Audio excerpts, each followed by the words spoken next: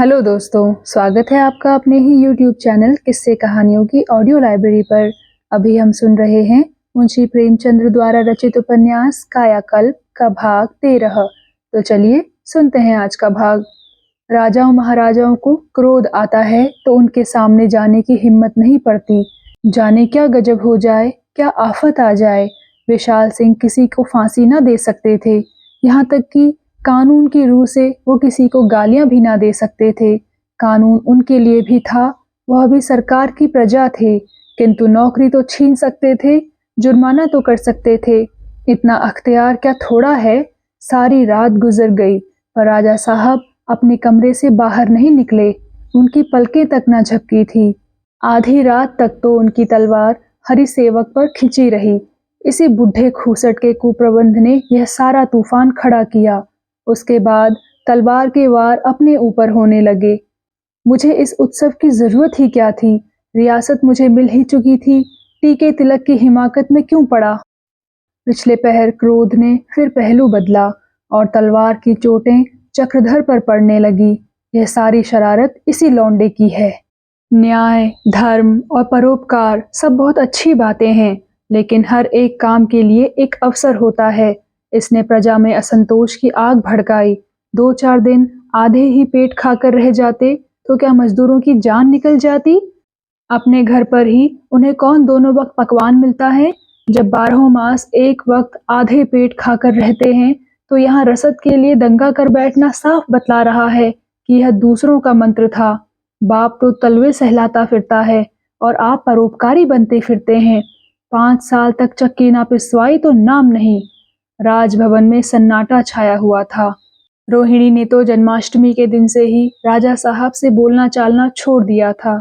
यों पड़ी रहती थी जैसे कोई चिड़िया पिंजरे में। वसुमती को अपने पूजा पाठ से फुर्सत ना थी।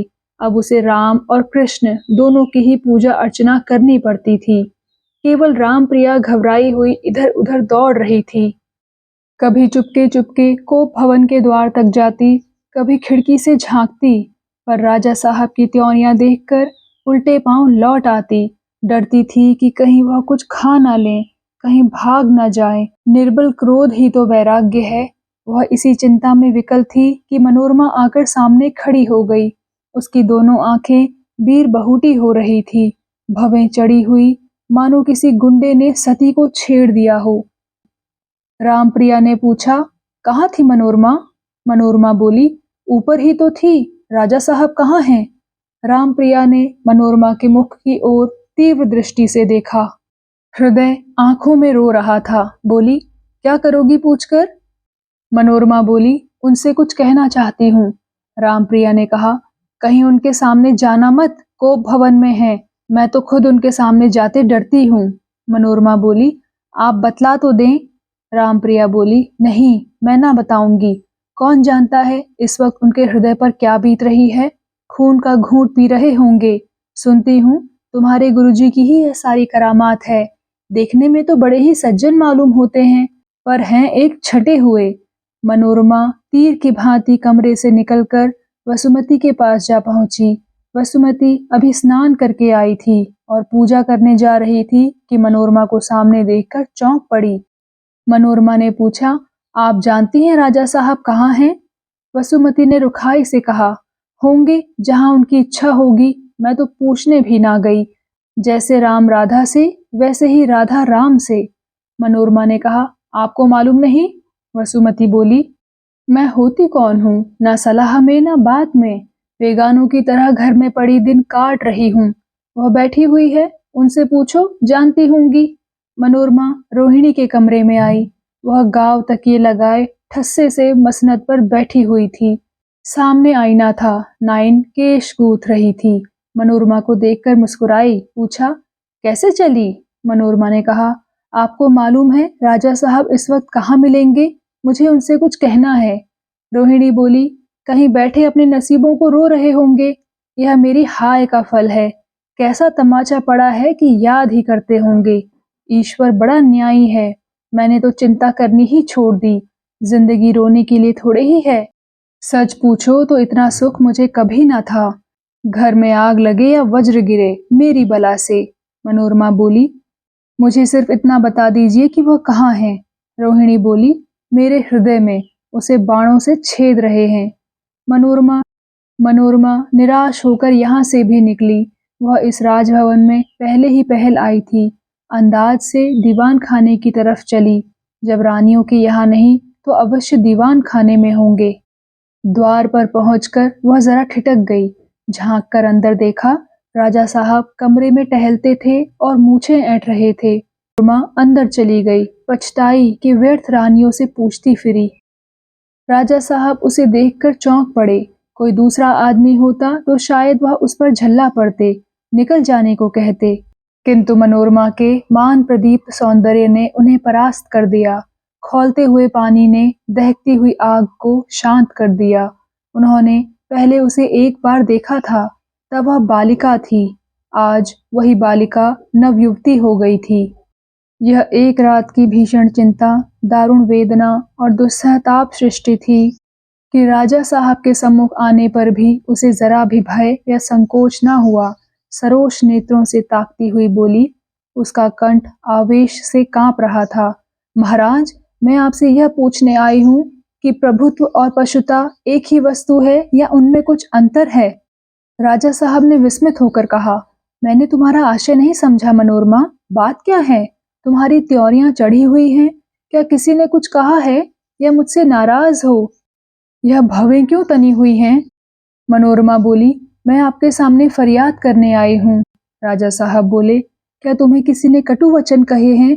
मनोरमा बोली, मुझे किसी ने कटु वचन कहे होते तो फरियाद करने न आती, अपने लिए आपको कष्ट न देती, लेकिन आपने अपने तिलकोत्सव के दिन एक ऐसे प्राणी पर अत्याचार किया जिस पर मेरी असीम भक्ति है, जिसे मैं देवता समझती हूँ, जिसका हृदय कमल के जल सिंचित दल की भांति पवित्र और कोमल है, जिसमें सन्यासियों का सा त्याग और ऋषियों का सा सत्य है, जिसमें बालकों की सी सरलता और योद्धाओं की सी वीरता है। आपके न्याय और धर्म की चर्चा उसी पुरुष के मुंह से सुना करती थी। अगर यही उसका यथार्थ रूप है तो मुझे भय है कि इस आतंक के आधार पर बने हुए राजभवन का शीघ्र ही पतन हो जाएगा और आपकी सारी कीर्ति स्वप्न की भांति मिट जाएगी। जिस समय आपके ये निर्दय हाथ बाबू चक्रधर पर उठे, अगर उस समय मैं वहां होती तो कदाचित कुंदे का वह वार मेरी ही गर्दन पर पड़ता। मुझे आश्चर्य होता है कि उन पर आपके हाथ उठे कैसे।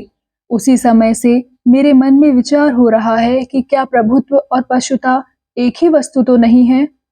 मनोरमा के मुख से ये जलते हुए शब्द सुनकर राजा दंग रह गए। उनका क्रोध प्रचंड वायु के इस झोंके से आकाश पर छाए हुए मेघ के समान उड़ गया। आवेश में भरी हुई सरल हृदया बालिका से वाद विवाद करने के बदले उन्हें उस पर अनुराग उत्पन्न हो गया। सौंदर्य के सामने प्रभुत्व भीगी बिल्ली बन जाता है। आसुरी शक्ति भी सौंदर्य के सामने सिर झुका देती है। राजा साहब नम्रता से बोले, चक्रधर को तुम कैसे जानती हो? मनोरमा बोली, वह मुझे अंग्रेजी पढ़ाने आया करते हैं। राजा साहब ने पूछा, कितने दिनों से? मनोरमा बोली, बहुत दिन हुए। राजा साहब बोले, मनोरमा, मेरे दिल में बाबू चक्रधर की इज्जत थी और है। उसकी चर्चा करते हुए शर्म आती है। जब उन पर इन्हीं कठोर हाथों से मैंने आघात किया तो अब ऐसी बातें सुनकर तुम्हें विश्वास न आएगा। तुमने बहुत ठीक कहा है कि प्रभुत्व और पशुता एक ही वस्तु है। एक वस्तु चाहे ना हो, पर उसमें फूस और चिंगारी का संबंध अवश्य है। मुझे याद नहीं आता कि कभी मुझे इतना क्रोध आया हो। अब मुझे याद आ रहा है कि मैंने धैर्य से काम लिया होता तो चक्रधर चमारों को जरूर शांत कर देते। जनता पर उसी आदमी का असर पड़ता है जिसमें सेवा का गुण हो। यह उनकी सेवा ही है जिसने उन्हें इतना सर्वप्रिय बना दिया है। अंग्रेजों की प्राण रक्षा करने में उन्होंने जितनी वीरता से काम लिया, उसे अलौकिक कहना चाहिए। वह द्रोहियों के सामने जाकर ना खड़े हो जाते तो शायद इस वक्त जगदीशपुर पर गोलियों की वर्षा होती और मेरी जो दशा होती उसकी कल्पना से ही रोए खड़े होते हैं। वह वीरात्मा है और उनके साथ मैंने जो अन्याय किया है उसका मुझे जीवन पर्यंत दुख रहेगा। विनय क्रोध को निगल जाता है। मनोरमा शांत होकर बोली, केवल दुख प्रकट करने से तो अन्याय का घाव नहीं भरता।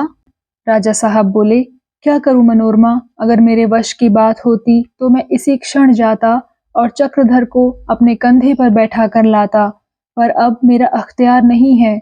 अगर उनकी जगह मेरा ही पुत्र होता तो भी मैं कुछ ना कर सकता। मनोरमा बोली, आप मिस्टर जिम से कह सकते हैं। राजा साहब बोले, हाँ कह सकता हूँ, पर आशा नहीं कि वह माने। राजनीतिक अपराधियों के साथ ये लोग जरा भी रियायत नहीं करते, उनके विषय में कुछ सुनना नहीं चाहते। हाँ, एक बात हो सकती है, अगर चक्रधर जी यह प्रतिज्ञा कर लें कि अब वह कभी सार्वजनिक कामों में भाग न लेंगे, तो शायद मिस्टर जिम उन्हें छोड़ दें। तुम्हें आशा है कि चक्रधर यह प्रतिज्ञा करेंगे? मनोरमा ने संदिग्ध भाव से सिर हिलाकर कहा, ना, मुझे इसकी कोई आशा नहीं। वह अपनी खुशी से कभी ऐसी प्रतिज्ञा ना करेंगे। राजा साहब ने पूछा, क्या तुम्हारे कहने से नहीं मान जाएंगे? मनोरमा बोली, मेरे कहने से क्या, वह ईश्वर के कहने से भी ना मानेंगे, और अगर मानेंगे भी तो उसी क्षण मेरे आदर्श से गिर जाएंगे। मैं यह कभी ना चाहूंगी कि वह उन अधिकारों को छोड़ दें जो उन्हें ईश्वर ने दिए हैं। आज के पहले मुझे उनसे वही स्नेह था जो किसी को एक सज्जन आदमी से हो सकता है। मेरी भक्ति उन पर ना थी। उनकी प्रणवीरता ने ही मुझे उनका भक्त बना दिया है। उनकी निर्भीकता ने ही मेरी श्रद्धा पर विजय पाई है। राजा साहब ने बड़ी दीनता से पूछा, जब यह जानती हो तो मुझे क्यों जिम के पास भेजती हो? मनोरमा बोली, इसलिए कि सच्चे आदमी के साथ सच्चा बर्ताव होना चाहिए। किसी को उसकी सच्चाई का या सज्जनता का दंड न मिलना चाहिए। इसी में आपका भी कल्याण है। जब तक चक्रधर के साथ न्याय ना होगा, आपके राज्य में शांति ना होगी। आपके माथे पर कलंक का टीका लगा रहेगा। राजा साहब बोले, क्या करूं मनोरमा, अच्छे सलाहकार ना मिलने से मेरी यह दशा हुई। ईश्वर जानता है मेरे मन में प्रजा हित के लिए कैसे कैसे हौसले थे। मैं अपनी रियासत में रामराज्य का युग लाना चाहता था, पर दुर्भाग्य से परिस्थिति कुछ ऐसी होती जाती है कि मुझे वे सभी काम करने पड़ रहे हैं जिनसे मुझे घृणा थी। न जाने वह कौन सी शक्ति है जो मुझे अपनी आत्मा के विरुद्ध आचरण करने पर मजबूर कर देती है। मेरे पास ऐसा कोई मंत्री नहीं है जो मुझे सच्ची सलाहें दिया करे। मैं हिंसक जंतुओं से घिरा हुआ हूँ। सभी स्वार्थी हैं, कोई मेरा मित्र नहीं। इतने आदमियों के बीच में मैं अकेला, निस्सहाय, मित्रहीन प्राणी हूँ। एक भी ऐसा हाथ नहीं जो मुझे गिरते देखकर संभाल ले। मैं अभी मिस्टर जिम के पास जाऊंगा और साफ साफ कह दूंगा कि मुझे बाबू चक्रधर से कोई शिकायत नहीं है। मनोरमा के सौंदर्य ने राजा साहब पर जो जादू का सा असर डाला था, वही असर उनकी विनय और शालीनता ने मनोरमा पर किया। सारी परिस्थिति उसकी समझ में आ गई। नरम होकर बोली, जब उनके पास जाने से आपको कोई आशा ही नहीं है तो व्यर्थ क्यों कष्ट उठाइएगा। मैं आपसे यह आग्रह करूंगी, मैंने आपका इतना समय नष्ट किया, इसके लिए मुझे क्षमा कीजिएगा। मेरी कुछ बातें अगर कटु और अप्रिय लगी हों। राजा साहब ने बात काट कर कहा, मनोरमा, सुधा वृष्टि भी किसी को कड़वी और अप्रिय लगती है क्या? मैंने ऐसी मधुर वाणी कभी ना सुनी थी। तुमने मुझ पर जो अनुग्रह किया है उसे मैं कभी ना भूलूंगा। मनोरमा कमरे से चली गई। विशाल सिंह द्वार पर खड़े उसकी ओर ऐसे त्रिषित नेत्रों से देखते रहे मानो उसे पी जाएंगे। जब वह आंखों से ओझल हो गई तो वह कुर्सी पर लेट गए। उनके हृदय में एक विचित्र आकांक्षा अंकुरित हो रही थी, किंतु वह आकांक्षा क्या थी? मृत तृष्णा, केवल मृत तृष्णा। तो दोस्तों, कैसा लगा आपको आज का भाग? कृपया कमेंट सेक्शन में आकर ज़रूर बताइएगा। और अगर आपने अभी तक इस चैनल को सब्सक्राइब नहीं किया है तो कृपया सब्सक्राइब भी ज़रूर कर लीजिएगा। मैं मिलती हूँ आपसे इसी कहानी के अगले भाग के साथ। तब तक के लिए धन्यवाद।